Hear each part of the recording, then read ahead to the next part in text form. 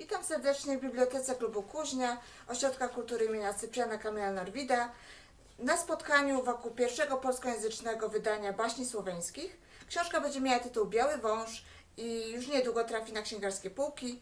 Gościmy w naszej bibliotece dr Alicję Fidowicz, naukowca, tłumaczkę, absolwentkę polonistyki i slawistyki Uniwersytetu Jagiellońskiego, wykładowczynię. Alicję interesują przede wszystkim literatura dziecięca, kontakty polsko-słoweńskie, a także studia nad niepełnosprawnością.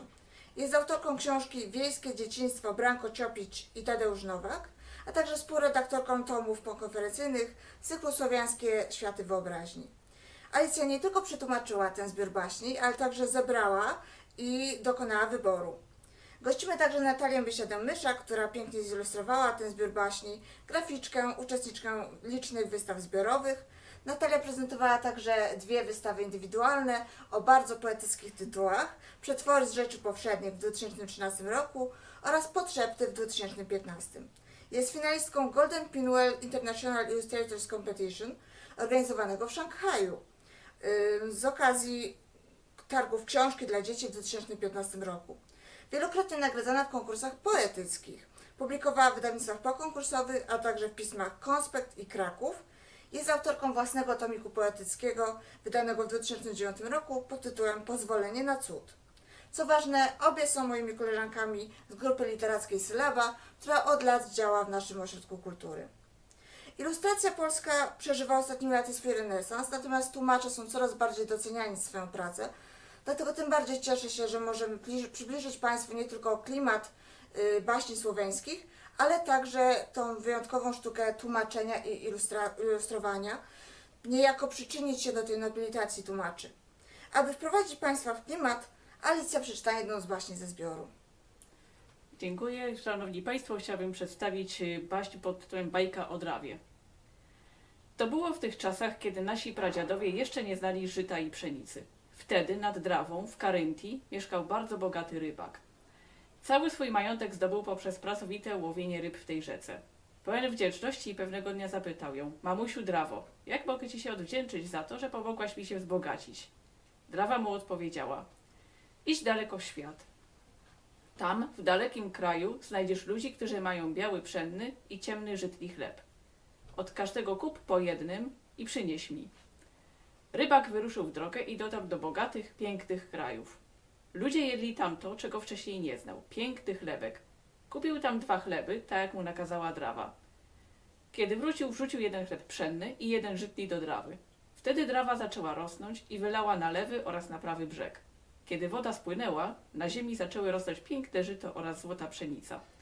Tak ludzie zdobyli ziarna i wszędzie zaczęli siać żyto i pszenicę.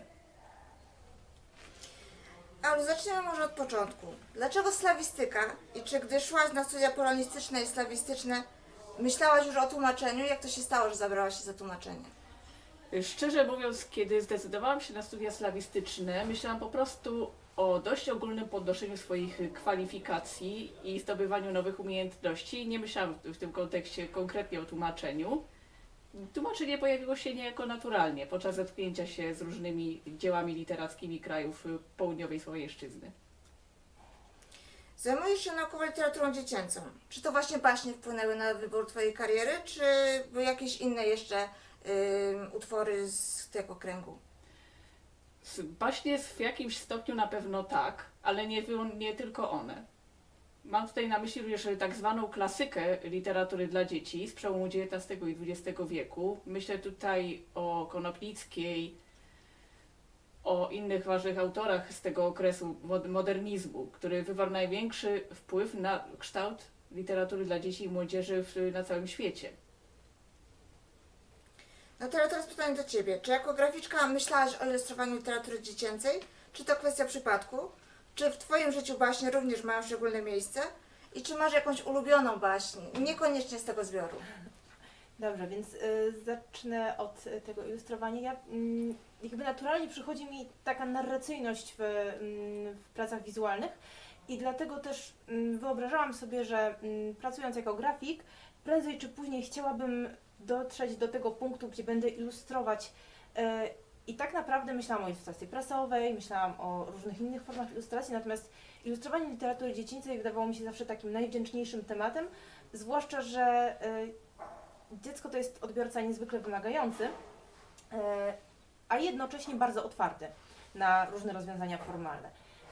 Zatem myślałam o tym ilustrowaniu bardzo nieśmiało i cieszę się, że moje to marzenie się spełniło. Baśnie stanowią dla mnie taką jakby kanwę rzeczywistości, ponieważ piszę również wiersze, jestem wyczulona na baśniowość, na fantazję, którą obserwuję gdzieś właśnie w codzienności nawet. Są to klimaty, które są mi bliskie i w literaturze, i w sztuce, w sztukach wizualnych. Natomiast jeśli chodzi o ulubioną baśń, to taką baśnią, która towarzyszyła mi od dzieciństwa, jest baśń Dzikie Łabędzie. Pamiętam, że słuchałam jej na płytach winylowych i już ta płyta, z której słuchałam, nie nadaje się w ogóle do użytku, bo po prostu ją kompletnie zniszczyłam, przestawiając w kółko igłę adaptera na tą samą baśń. Chciałam Was też zapytać o inspiracje naukowe ilustratorskie, o konkretnych badaczy, ilustratorów, którzy Was inspirują.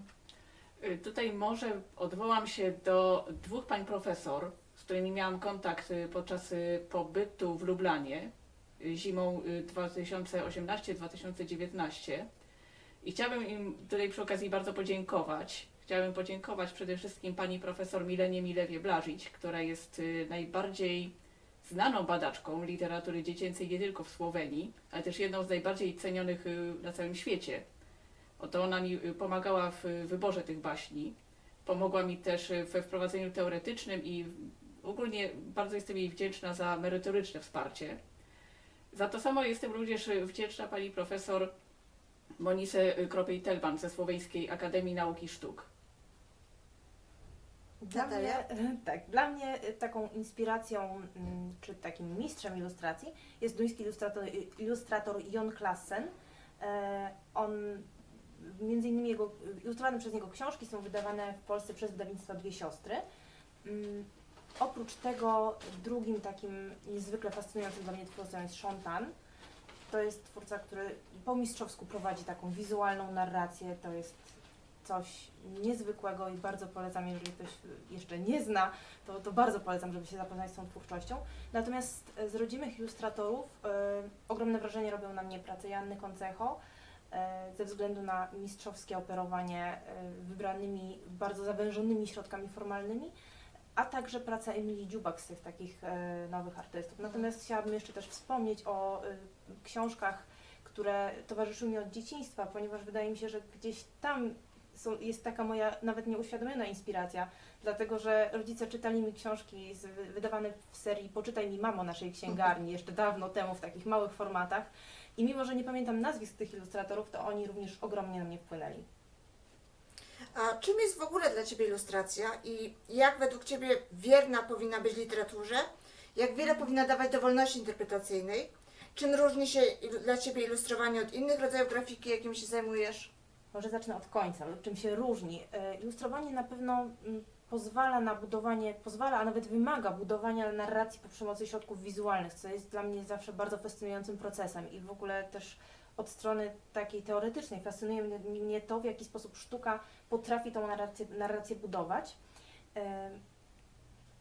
Natomiast jeśli chodzi o to, czym dla mnie osobiście jest ilustrowanie, to jest moja ulubiona forma wyrazu artystycznego, w której sama wybieram sobie ograniczenia, bo oczywiście te ograniczenia jakieś muszą być i nawet ostatnio słyszałam takie zdanie, które mocno we mnie zarezonowało, że jeżeli ktoś ma problem z kreatywnością, to pierwsze co powinien zrobić, to narzucić sobie ograniczenia i rzeczywiście to się bardzo dobrze sprawdza w takiej pracy twórczej, każdego rodzaju, nie tylko graficznej. Natomiast w ilustracji piękne jest to, że te ograniczenia są jakby własnym wyborem, a w przypadku innych dziedzin grafiki, składu, projektowania publikacji, no, ten osobisty wyraz twórczości no, musi być gdzieś schowany na rzecz czytelności tekstu, na rzecz takich rozwiązań formalnych, które są po prostu łatwe w odbiorze, które dbają o komfort czytelnika. Przyglądam się jeszcze temu pytaniu. Pytałam o to, jak bardzo powinna być wierna, czy raczej właśnie powinna dawać jak największe pole do interpretacji? Myślę, że ilustracja w ogóle jest już interpretacją. W momencie, kiedy stykamy się z tekstem, to każde jego odczytanie jest interpretacją, a ilustrator odczytuje ten tekst i też dokonuje swojej własnej interpretacji.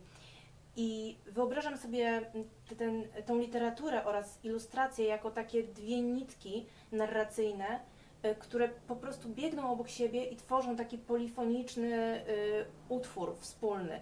One czasem się do siebie zbliżają, czasem się oddalają. Nie uważam, żeby ilustracja miała być wiernym odzwierciedleniem wyłącznie tekstu. Jest nawet moim zdaniem cenne, ważne i potrzebne, żeby tam pokazywać jakieś nowe perspektywy na tekst, może dokładać nowe szczegóły, natomiast no, te punkty styczne muszą być, te nitki narracji muszą sobie biec mniej więcej obok siebie.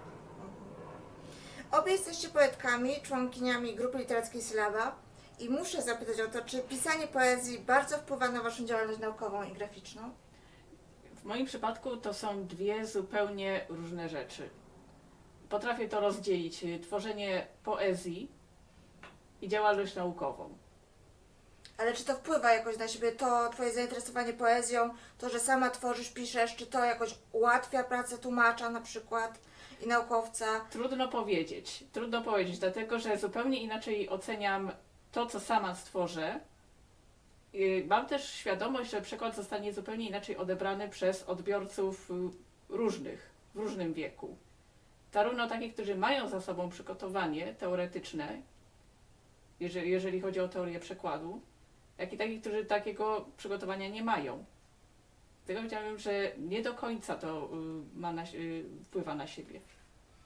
Jak to jest u A Ciebie, u mnie jest Natalia? właśnie zupełnie na odwrót. Mm. Mam poczucie, że to są po prostu jakby dwa różne obszary, w których wyraża się jakaś moja potrzeba twórczości, kreatywności, w których jestem w stanie pokazać to, w jaki sposób ja interpretuję w ogóle rzeczywistość, czy właśnie teksty kultury, z którymi się stykam.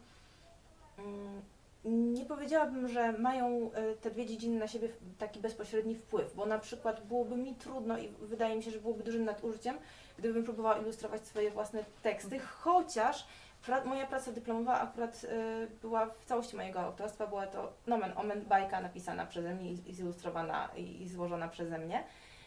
Niemniej jednak wydaje mi się, że to, co łączy te dwie dziedziny, to jest właśnie jakby pewien może styl, może sposób podejścia do rzeczywistości i mam takie poczucie, że one się jakoś uzupełniają wzajemnie.